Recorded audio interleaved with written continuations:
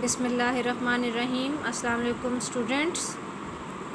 हम लोग chemistry 10th पढ़ रहे हैं, जिसमें हमने स्टार्ट किया हुआ है चैप्टर नंबर 9 केमिकल एक्विलिब्रियम। आज के टॉपिक में हम केमिकल एक्विलिब्रियम की डेफिनेशन देखेंगे और इसकी टाइप्स, और इसको हम ग्राफ के थ्रू एक्सप्लेन करेंगे। पेज नंबर 4 स्टार्ट करेंगे हम mid of the page.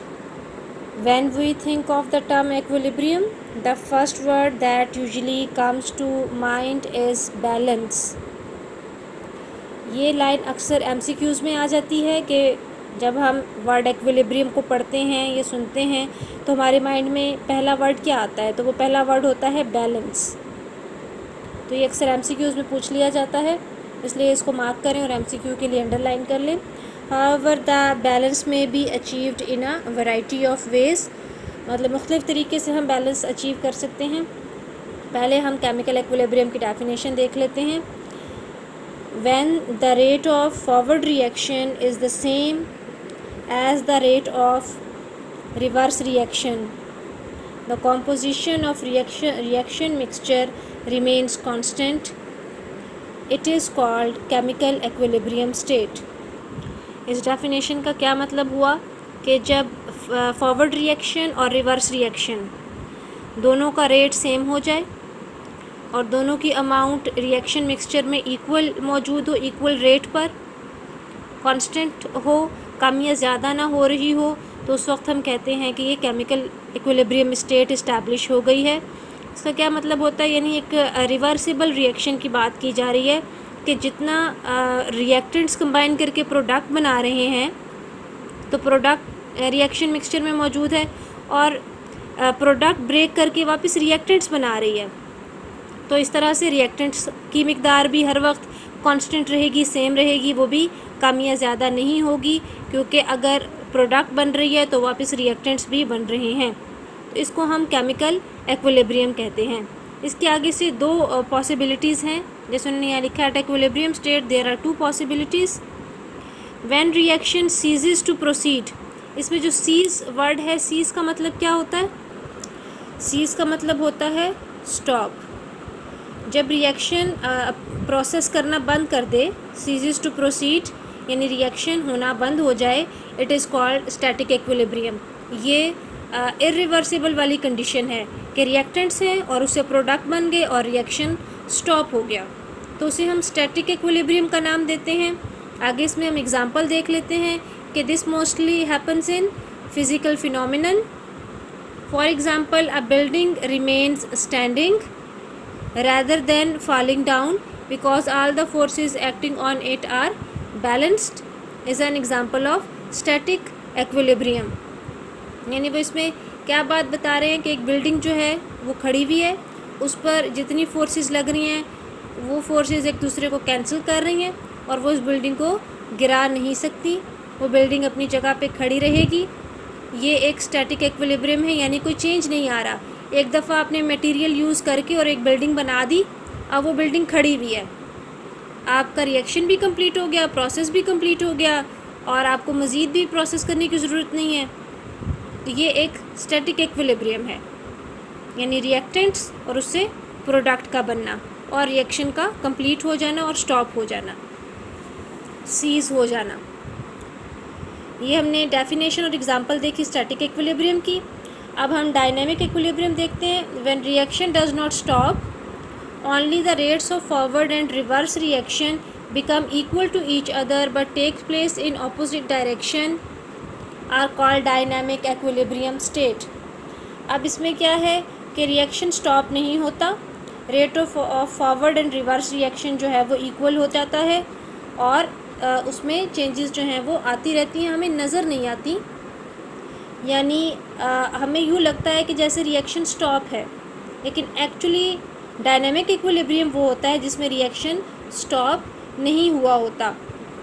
Reactants product और प्रोडक्ट रिएक्टेंट बना रहे होते हैं हर वक्त, लेकिन हमें कोई चेंज नज़र नहीं आ रहा होता, क्योंकि रिएक्टेंट और प्रोडक्ट की मिकदार बराबर रहती है, उस मिकदार में कोई चेंज नहीं आता। इस वजह से हमें कोई चेंज नज़र नहीं आता, तो हम समझते हैं कि शायद रिएक्शन स्टॉप हो गया है, बट एक्चुअली रिएक्शन स्टॉप नहीं हुआ होता, ऐसे एक्विलिब्रियम को हम डायनामिक एक्विलिब्रियम कहते हैं।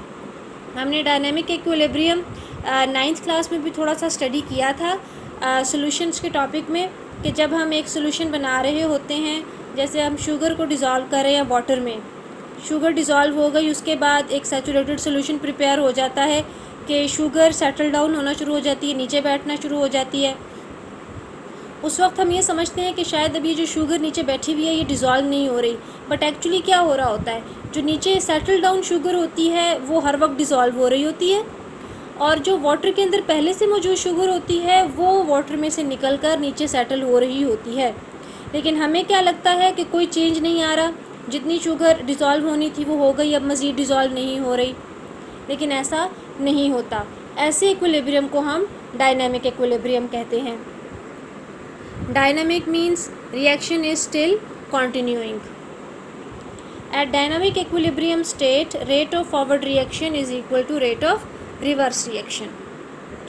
अब हम डायनामिक इक्विलिब्रियम को ग्राफ के रेफरेंस से थोड़ा सा डिस्कस करते हैं। एक ग्राफ हम ड्रॉ करते हैं, ये वाई एक्सिस है, ये एक्स एक्सिस है। एक्स एक्सिस पर हम टाइम रखते हैं और वाई एक्सिस पर रिएक्शन रेट रखते हैं। क्या होता है कि जब रिएक्शन स्टार्ट होता है तो वो फॉरवर्ड डायरेक्शन में होता है। फॉरवर्ड डायरेक्शन का क्या मतलब है कि रिएक्शन जब स्टार्ट होता है तो हमारे पास रिएक्टेंट्स होते हैं और वो प्रोडक्ट में कन्वर्ट हो रहे होते हैं, तो इसको हम कह सकते हैं कि रिएक्शन फॉरवर्ड डायरेक्शन में होता है और मैक्सिमम अपनी स्पीड पे हो रहा होता है। मैक्सिमम इस तरह कि रिएक्टेंट की मिकदार ज़्यादा होती है और प्रोडक्ट की मिकदार बहुत कम होती है, तो हम कहते हैं कि रिएक्शन फॉरवर्ड हो रहा है। फिर आहिस्ता आहिस्ता क्या होता है कि ये फॉरवर्ड रिएक्शन स्लो होना शुरू हो जाता है। स्लो होने से मुराद क्या है कि रिएक्टेंट्स की मिकदार कुछ कम होती जाती है और प्रोडक्ट की मिकदार बढ़ती जाती है। फिर एक टाइम ऐसा आता है, यहाँ से अगर हम देखें तो ये रिवर्स रिएक्शन है, जो किस चीज़ को शो कर रहा है कि पहले प्रोडक्ट बिल्कुल नहीं थी, फिर आहिस्ता आहिस्ता प्रोडक्ट की मिकदार कम होना शुरू हो गई, और ये चीज़ क्या शो कर रही है कि पहले तमाम मिकदार रिएक्टेंट्स की थी, मैक्सिमम मिकदार थी उनकी, और आहिस्ता आहिस्ता रिएक्टेंट्स की मिकदार कम होना शुरू हो गई और प्रोडक्ट बनना शुरू हो गई, और यहाँ प्रोडक्ट की मिकदार आहिस्ता आहिस्ता बढ़ना शुरू हो गई और रिएक्टेंट की मिकदार कम होना शुरू हो गई।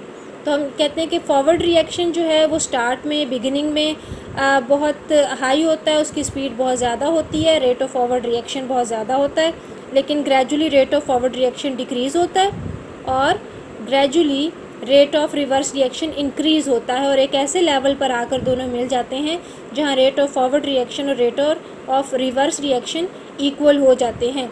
इसको हम कहते हैं कि ये इक्विलिब्रियम स्टेट हमने यहाँ पर आकर अटेन की है। यानी रिएक्शन के शुरू होते ही इक्विलिब्रियम स्टेट नहीं मिलती, कुछ टाइम गुजरने के बाद, जैसे यहाँ पर आलमोस्ट कोई 85 या 90 मिनट्स गुजरने के बाद इक्विलिब्रियम इस्टेब्लिश हुआ है। अब ये ऐसे स्टेट पर आ गए हैं जहाँ रिएक्टेंट जितनी प्रोडक्ट बनाता है उतना ही प्रोडक्ट ब्रेक होकर रिएक्टेंट बनाता है। तो इस तरह दोनों की मिकदार सॉल्यूशन के अंदर, कंटेनर के अंदर, दोनों की मिकदार, रिएक्टेंट्स की मिकदार और प्रोडक्ट की मिकदार बराबर है जी। अच्छा, तो अब हम देखते हैं पेज नंबर 5 पर, इन द बिगिनिंग यानी शुरू में, as the concentration of the reactants is higher than products, the rate of forward reaction is faster than the reverse reaction. ये हम ग्राफ के अकॉर्डिंग इसको बता रहे हैं, ये इसी तरीके से होता है।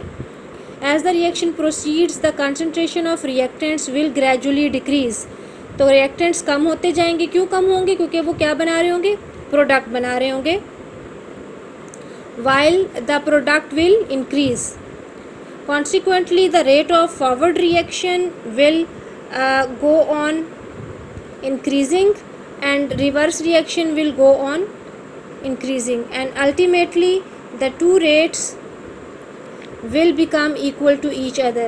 Thus the equilibrium will set up and concentration of various species, जैसे कि अगर हम यहाँ पे कंसीडर करें हाइड्रोजन आयोडाइड वाली एग्जांपल, तो हाइड्रोजन आयोडीन और हाइड्रोजन आयोडाइड बिकम्स कांस्टेंट, तो उनकी मिकदार फिर जब इक्विलिब्रियम इस्टेब्लिश हो जाएगा तो जितनी मिकदार में अगर 50% रिएक्टेंट मौजूद थे और 50% प्रोडक्ट मौजूद थे तो वो मिकदार उतनी ही रहेगी, उस मिकदार में कोई कमी नहीं आएगी, उनकी कॉन्सेंट्रेशन में कोई कमी नहीं आएगी। यही चीज़ जो है वो ये ग्राफ भी शो कर रहा है, और अगर इसको प्रैक्टिकली परफॉर्म किया जाए तब भी ऐसा ही होता है। For example, in case of reaction between hydrogen and iodine vapours, Some of the molecules react with each other to give hydrogen iodide H2 plus I2 arrow 2HI. At the same time, some of the hydrogen iodide molecule decompose back to make hydrogen and iodine. HI जो कि क्या कर बनाएगा H2 plus I2। और अगर हम इसमें reversible reaction show करना चाहें तो वो इस तरीके से होगा, हाइड्रोजन प्लस आयोडीन, इसमें हम डबल एरो शो करेंगे 2HI हाइड्रोजन आयोडाइड। ये जो पैराग्राफ अभी हमने रीड किया है, in the beginning as the concept, यहाँ पे हम ग्राफिकल एक्सप्लेनेशन की हेडिंग लगा सकते हैं ताकि आपको ये टॉपिक याद करने में आसानी हो, और इसमें आप ग्राफ जो है वो ज़रूर ड्रॉ करेंगे।